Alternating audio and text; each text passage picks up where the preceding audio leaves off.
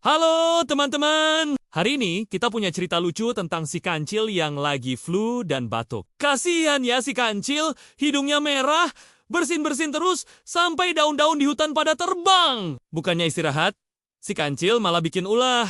Pertama, dia minta dibuatin jahe hangat sama Pak Beruang. Tapi pas diminum, si kancil malah tersedak karena kebanyakan jahe. Pedas, pedas!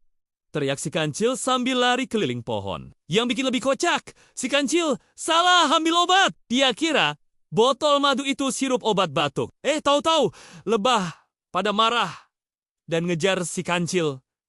Telung, ada lebah ngamuk. Si kancil lari tunggang langgang dengan ingus masih meler. Akhirnya, setelah capek bikin heboh, si kancil nurut sama ibu rusa buat istirahat di rumah. Tidur yang cukup dan minum air putih yang banyak ternyata lebih ampuh dari tingkah lucunya tadi. Nah, gimana teman-teman? Seru kan ceritanya?